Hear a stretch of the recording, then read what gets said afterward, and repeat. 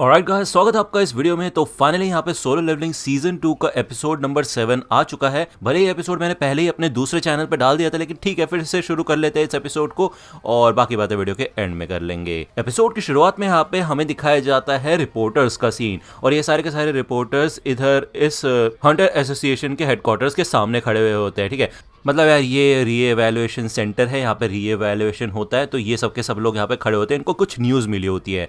अब न्यूज़ क्या मिली होती है मैं आपको बताता हूँ। ठीक है, अब ये लोग नोटिस करते हैं यहाँ पे एकदम से दो गाड़ियां आके रुकती है। इसमें बेक युन हो व्हाइट टाइगर गिल्ड का और चॉय जोंगिन होते हैं हंटर्स गिल्ड का। ठीक है, अब ये दोनों भी यहाँ पे आए होते हैं और आपको पता है काफी जाने माने बंदे हैं। अब ये लोग सोचते हैं कि ये प्रेस यहाँ पे क्या कर रहे हैं, रिपोर्टर्स यहाँ क्या कर रहे हैं।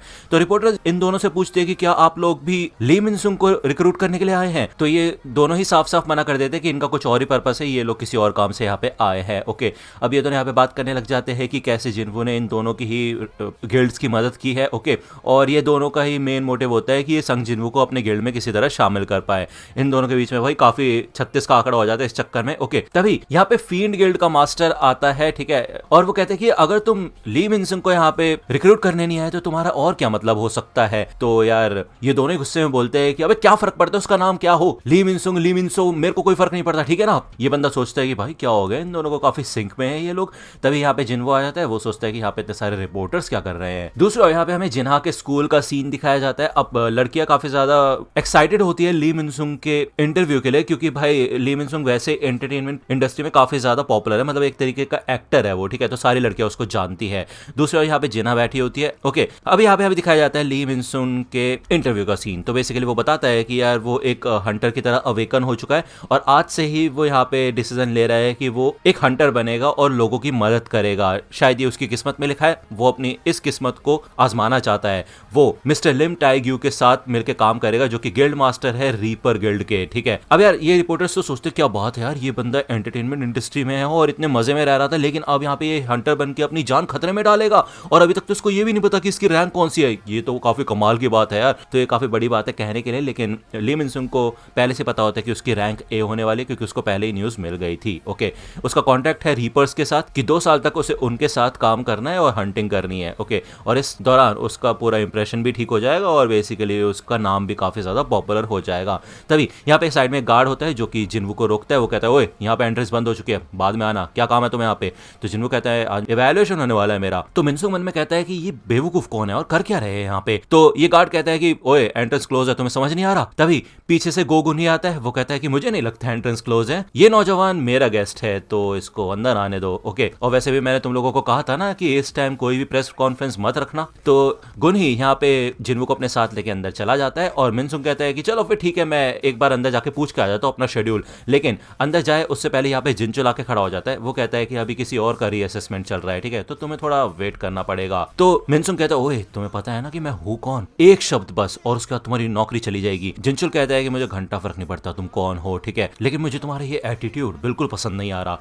यहाँ पे हमें अंदर का सीन दिखाया जाता है और हमें दिखाया जाता है कि चॉय जोंगिन और बेक काफी देर से इधर इंतजार कर रहे होते हैं। तो गुनी बताता है कि इन्हें जब पता चला कि तुम्हारा आज रिजल्ट है तो ये लोग यहाँ पे आ गए। ओके, पिछले 2 साल से कोई भी एस रैंक का हंटर यहाँ पे नहीं आया है, तो ये लोग भी काफी ज्यादा इंटरेस्टेड है। अब ये एक रूम के अंदर आ जाते हैं। इस रूम के अंदर गोगुन ही, जिन्वू और इधर रीअसेसमेंट वाला जो बंदा होता है वो होता है। ओके, उससे पूछा जाता है कि तुम्हारे स्किल्स के बेसिस पे हम तुम्हें जज करेंगे, हंटर एबिलिटीज तुम अपनी दिखाओ, हमें क्या क्या कर सकते हो। ओके, क्या क्या पावर्स है तुम्हारे अंदर। तो इधर जिन्वू अपने कुछ शैडो सोल्जर्स को बाहर निकालता है। ओके, वो कहता है अच्छा तो तुम एक मेज हो, तुम शैडोज को समन कर सकते हो। तो गुनी कहता है कि देखो हमने तुम्हारी रिपोर्ट पढ़ी है और जिनचुल की रिपोर्ट में साफ लिखा था कि तुम इससे ज्यादा कर सकते हो, तो ठीक है फिर दिखाओ हमें। तो जिन्वू कहता है यार ठीक है यार, मतलब इतना छुपाने का कोई मतलब नहीं बनता, सबको पता ही है। तो वो यहाँ पे अपनी सारी शैडोज को बाहर निकाल देता है, मतलब ज्यादातर शैडोज को। अब जब वो अपनी शैडोज को निकाल रहे होते हैं तो ऑब्वियसली बात है बाहर खड़े हुए चॉय जोंगिन और बेक युनहो को साफ साफ महसूस होता है अंदर का ऑरा कि भाई खतरनाक तरीके से बढ़ने लगी है एनर्जी, और ये लोग समझ जाते हैं कि भाई ये है असली पावर संग जिन्वू की। और जिन्वू कहता है कि अभी ऐसे और 100 सोल्जर्स को मैं बाहर निकाल सकता हूँ। तो भाई ये देख के यहाँ पे हो जाता है कंफर्म, ठीक है, कि भाई काफी कमाल का है जिन्वू। उसको उसकी नई हंटर आईडी मिल जाती है कि वो एक एस रैंक का हंटर बन चुका है ऑफिशियली। यहाँ पे वो अपना कार्ड लेके बाहर आता है। तो बेक और चॉय जोंगिन दोनों उससे बात करने के लिए रोकते हैं, बोलते हैं कि हम तुम्हारा थोड़ा टाइम ले सकते हैं। तो जिन्वू कहते हैं मुझे माफ करना, मैं थोड़ा बिजी हूँ। ओके, जैसे वो इस डोर से बाहर निकलता है तो दूसरी ओर यहाँ पे हमें दिखाया जाता है जिन्हा के स्कूल का सीन। अब यार आपको याद होगा ना उसकी फ्रेंड जो कि एक मिशन में भी गई थी, वो आइस बीस्ट वाले मिशन में जिन्वू के साथ, वो भी यहाँ पे होती है। वो कहती है ओए जिन्हा देखो तुम्हारा भाई जिन्वू टीवी पे है। दूसरे यहाँ पे हमें माइनिंग टीम का भी सीन दिखाया जाता है, उनको भी पता चल चुका होता है और जूही को भी पता चल चुका होता है कि एस रैंक का हंटर है जिन्वू, और ये काफी कमाल की बात होती है।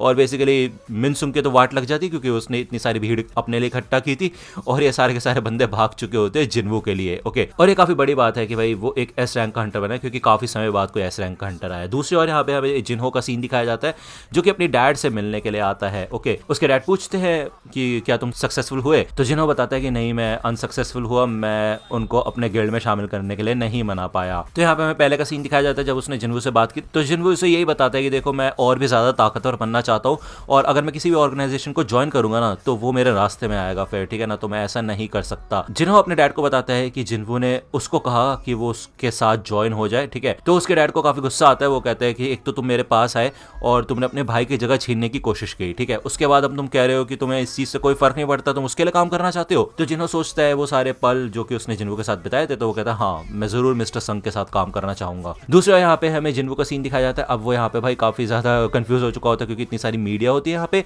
तो बेक उसे कहता है कि हे यहाँ पे ये सब तुम्हारा दिमाग खा जाएंगे, तो चलो तुम्हारे घर छोड़ देते हैं हम तुम्हें, ठीक है। तो जिन्हो यहाँ पे भाई एकदम से पलक झपकते गायब हो जाता है और इन सबके पीछे आ जाते हैं रिपोर्टर्स के, ठीक है। चॉय जोंगिन कहता है क्या बात है यार, ये बंदा एक मैजिशियन होने के साथ साथ फिजिकली भी काफी तगड़ा है कि नहीं बेक।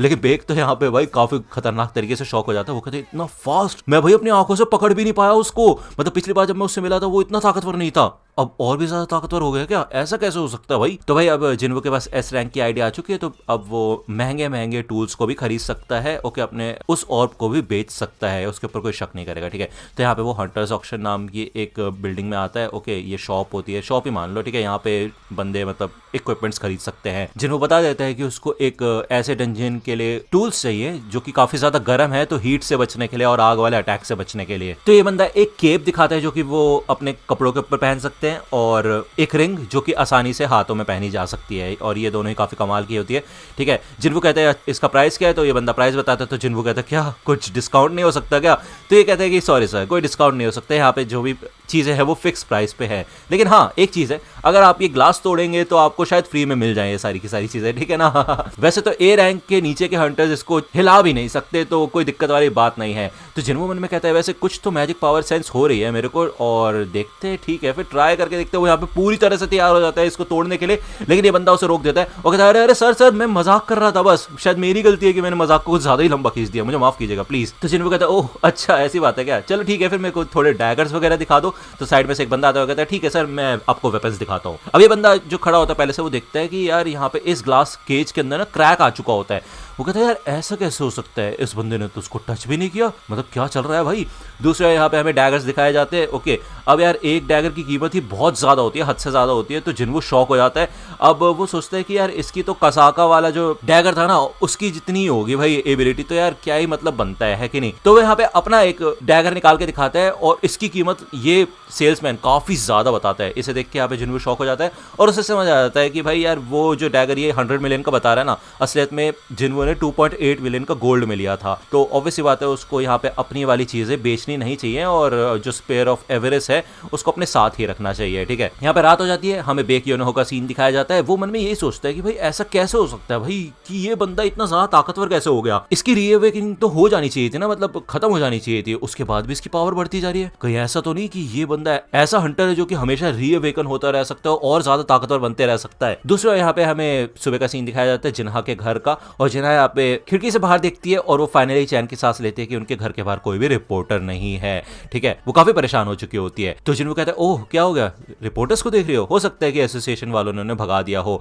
तो जिन्हा उसके ऊपर गुस्सा करने लग जाती है क्योंकि उसकी वजह से ये सब कुछ हुआ है। तभी यहाँ पे दरवाजा खटखटाया जाता है, मतलब बेल बजती है, तो उसको समझ आ जाता है कोई रिपोर्टर यहाँ पे शायद ऊपर आ चुका है। वो यहाँ पे गुस्से में दरवाजा खोलता है, लेकिन यहाँ पे कोई और नहीं बल्कि जिन्हो होता है। वो कहता है कि मैं आ चुका हूँ यहाँ पे सर। जिन्हो बिल्कुल सही टाइम पे आया होता है। जिन्हो उसे पकड़ता है और जिन्हा से कहता है कि हे मैं मैं कल इसके साथ एक हफ्ते के लिए बाहर जाने वाला हूँ, ठीक है ना, एक मिशन के ऊपर। ओके, तो कोई दिक्कत वाली बात नहीं है, ये मेरा ट्रस्टेड है बंदा, असिस्टेंट। ओके, तो जिन्हों भी उस ड्रामे में उसका साथ देता है। इधर रात में जिन्हों उसके घर पे ही सोता है, तो जब ये सब लोग सो जाते हैं तो जिन्हों इधर कारगिल गन के जो 4 बॉडीगार्ड्स थे ना, उनको लेके आता है। अब आपको याद होगा 4 में से एक को तो उसने ऊपर ही उड़ा दिया था, तो उसकी शैडो एक्सट्रैक्शन हुई नहीं थी, तो 3 ही होते हैं यहाँ पे बेसिकली। ओके, तो यहाँ पे वो अपने एक गार्ड को जिन्हा की प्रोटेक्शन के लिए छोड़ देता है, बाकी वो एक छत पे आता है और अपने सारे शैडो सोल्जर्स को निकालता है और पूरी सिटी में पेट्रोलिंग करने के लिए भेजता है। अब भाई वो एक एस रैंक का हंटर बन चुका है ऑफिशियली, तो भाई सिटी में भी जो भाई मार धाड़ हो रही होगी या फिर कहीं पे भी कुछ भी बीस्ट होता है, फिर कोई भी प्रॉब्लम होती है, तो जिन्वू का हक बनता है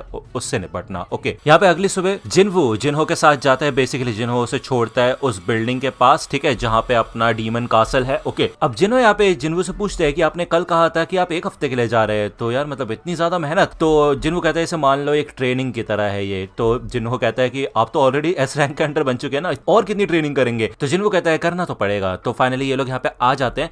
अब यार बेसिकली ना हमें आसमान में ना कुछ उड़ता हुआ दिखाया जाता है, क्लैरिटी नहीं दी जाती लेकिन कुछ तो है, इसकी क्लैरिटी हमें एपिसोड के एंड में मिलेगी। ओके, फाइनली जिन्वू यहाँ पे इस डीमन कासल के अंदर फिर से आ चुका होता है, अपने रिंग पहन लेता है वो जो वाटर के साथ इंचेंटेड होती है, और विंड वाला केप पहन लेता है। दोनों को पहन के वो फुल्ली रेडी हो जाता है। अब जब वो यहाँ पे घुसता है ना, तो एक क्वेस्ट इन्फो उसे मिलता है इस डीमन कासल का, कि उसका जो मेन गोल है ना वो है डीमन मोनार्च को हराना। अब यार देखो, डीमन मोनार्च और मोनार्चिस के बारे में मैं अलग वीडियो बना चुका हूँ, वो सारे आप जाके देख सकते हो कमेंट सेक्शन में, या फिर मैं आई बटन में पिन कर दूंगा। एंड मेरे को साथ में ये भी बता देना, कुछ लोग कहते हैं भाई मोनार्च नहीं होता, मोनार्क होता है, तो वो भी आप कंफर्मेशन दे सकते हो मेरे को, कोई दिक्कत वाली बात नहीं, जैसा आप बोलोगे मैं वैसा प्रोनाउंस करूंगा। ओके, तो काफी कमाल के रिवॉर्ड्स उसे मिल रहे होते इस क्वेस्ट में। दूसरा यहाँ पे हमें जिन्हो के घर का सीन दिखाया जाता है। अब यार उसकी मॉम उसके डैड को ये कहती है कि वो घर छोड़ के भाग चुका है, कुछ दिक्कत वाली बात नहीं। तो उसके डैड कहते हैं देखो यार वो काफी अजीब होता जा रहा है, ठीक है, और अपनी मन मर्जी कर रहा है। तभी यहाँ पे उसके डैड को कुछ होने लग जाता है और उनकी आंखें बंद हो जाती है, वो नीचे कोलैप्स हो जाते हैं। डीमन कासल में इधर काफी बड़े बड़े मॉन्स्टर्स होते हैं,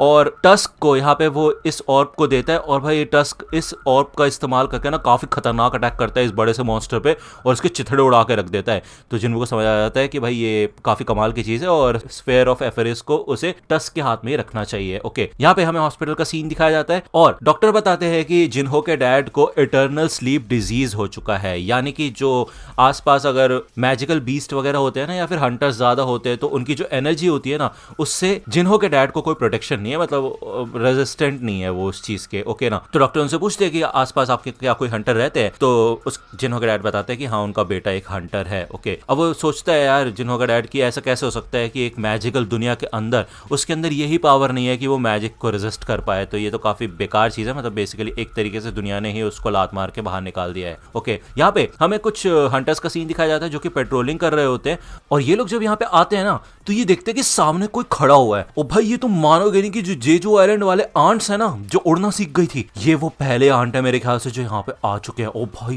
तुम समझ रहे हो, ये काफी खतरनाक सिचुएशन है, क्योंकि भाई जेजू आइलैंड आग इतनी खतरनाक आग है ना, इन लोगों ने नाक में दम कर दिया है पुराने एस रैंक के हंटर्स को। भाई चॉय जोंगिन बार बार जाता है, हार के आ जाता है अपनी टीम के साथ। तो भाई यहाँ से खतरनाक चीजें शुरू होने वाली है, और भाई मैं बता रहा हूँ ये सीजन पीक होने वाला है। अगर चाहते हो कि जेजू आइलैंड वाली आग में पहले कवर कर दो अपने दूसरे चैनल पे, बाय चांस अगर इस सीजन में ना कवर हो तो मेरे को जरूर कमेंट सेक्शन में बताना, ठीक है। दूसरा यहाँ पे हमें डीमन कासल के अंदर का सीन दिखाया जाता है। अब यहाँ पे बेसिकली जिन्होंने अपनी 4-5 टीम्स को भेजा था अलग अलग जगहों पे, ठीक है, और 2 गार्ड्स को अपने साथ रखा हुआ है उसने, ठीक है। इस लेवल के ऊपर उसकी ज्यादा फास्ट प्रोग्रेस हो नहीं पा रही होती है, और एकदम से उसकी ज्यादातर शैडोज में डिस्ट्रॉय होना शुरू हो जाती है, और ये हाई और किस स्क्वाड ए वाली आर्मी को वो देख रहा होता है कि ये लोग बहुत जल्दी मर रहे हैं, तो हो सकता है कोई ऐसी चीज है जो जानबूझ के इनको टारगेट कर रही है। ओके, वो यहाँ पे अपना पूरा प्लान जमीन पे बनाता है कि उसने किस किस बंदे को कहाँ रखा है। तो बेसिकली वो जो भी चीज है वो सबसे कमजोर सोल्जर्स को पहले टारगेट कर रही है। इसका तो ये है कि उन लोगों के अंदर सोचने समझने की शक्ति है, और काफी खतरनाक दुश्मन है, इस हिसाब से ये लोग आइस बेयर के ऊपर पहले हमला करेंगे। अब यहाँ पे कुछ ना ये डीमन नाइट्स करके होते हैं, मतलब, और ये आके ना काफी खतरनाक अटैक वगैरह करना शुरू कर देते हैं। जिन्हो यहाँ पे